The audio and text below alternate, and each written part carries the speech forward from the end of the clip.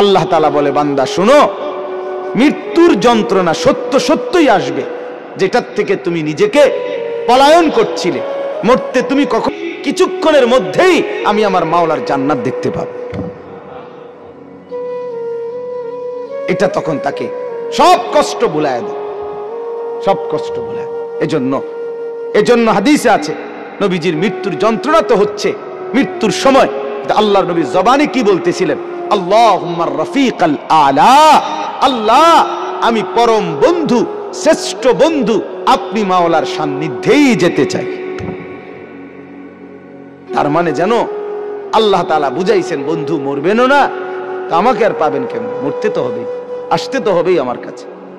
একটা মজার উদাহরণ শুনেন, আমরা কিতাবে পড়ছি, ইব্রাহিম আলাইহিস সালাম, ওনাকে মালাকুল মউত আজরাইল ওনার জান কবজ করার জন্য আসছে।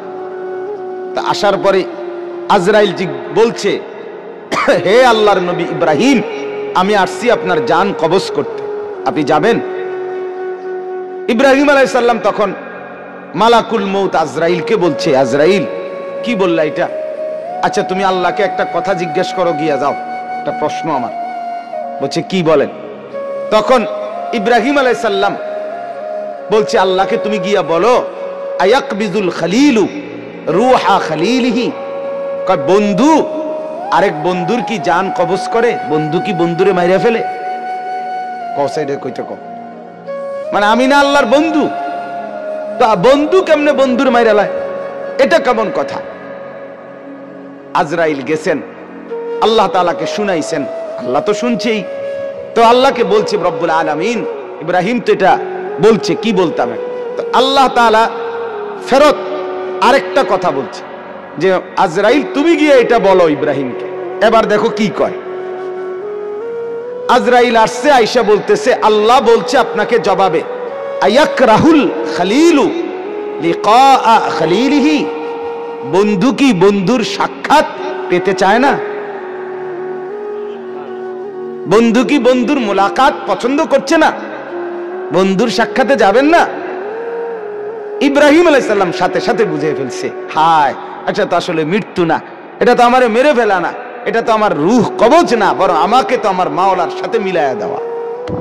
তখন সাথে সাথে উনি বলছে, ইকবিদ রূহি আল আন ইয়া মালাকাল মউত, হে আজরাইল মালাকুল মউত, এখন আমার রূহ কবজ করো, আমি বন্ধুর কাছেই যেতে চাই। তাহলে সাকরাতুল মউত, মৃত্যুর যন্ত্রণা সহজ হয়, লাঘব হয়, আসানি হয় যদি কোনো মৃত্যু পথযাত্রী মুমূর্ষ ব্যক্তির সামনে সূরা ইয়াসিন তেলাওয়াত করে। আমার বাপ সুন্নত, সুন্নত মৃত্যুর আগে, মৃত্যুর পূর্ব মুহূর্তে কোন বান্দার জন্য কোরআন থেকে পড়া, এটাই হলো মূলত সুন্নত, এটাই সুন্নত। মৃত্যুবরণ করবার পরে পড়া এটা সুন্নত না, এটা সুন্নত না। মৃত্যুবরণ করার আগে পড়া সুন্নত। এরপরে বলে তো কখনোই পড়ানো না, সেটা হলো স্বাভাবিকভাবে আমার আব্বার জন্য আমি দোয়া করব, তার জন্য কোরআনুল কারীম পড়ে পড়ে দোয়া করা, সেটা তো হলো সব সময়ের আমল আমার। কিন্তু এটাকে একটা রসম বানায় নেওয়া, নির্দিষ্ট নিয়ম বানায় নেওয়া, মরছেন তো এইবার 10 জন দিয়ে এবার নির্ধারিত পদ্ধতিতে নির্দিষ্ট এই সময়ের ভিতরেই পড়াইতেই হবে, দোয়া পড়াইতেই হবে, খতম পড়াইতেই হবে, এর মাধ্যমে তাকে কবরবাসীর বা মৃত ব্যক্তিটার উপকার পৌঁছাইতেই হবে। এখন এভাবেই, এটাই নিয়ম, এটাই সিস্টেম, এটা সুন্নত না। এটা কি না বলেন না? সুন্নত না, সুন্নত নয়।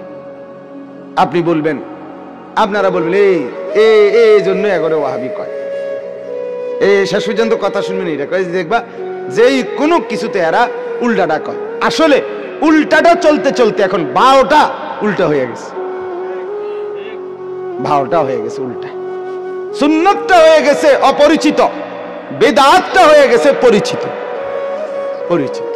এখন মুসলমানের ঘরে একটা দস্তরখানের কথা জিজ্ঞেস করিলে এবার লুঙ্গি আনে, কি লুঙ্গি একটা আইনা বিছায় দেয়, গামছা বিছায় দেয়, অথবা সাদ্দুর কয় হুজুর এটাই সারবো, সারবলে এত কথা না। তুমি যে জানো না বেটা মুসলমান, এটা না বড় কথা, দুঃখের কথা। তুমি তোমার রসুলের একটুটুকু পরিচয়ও তোমার মধ্যে নাই।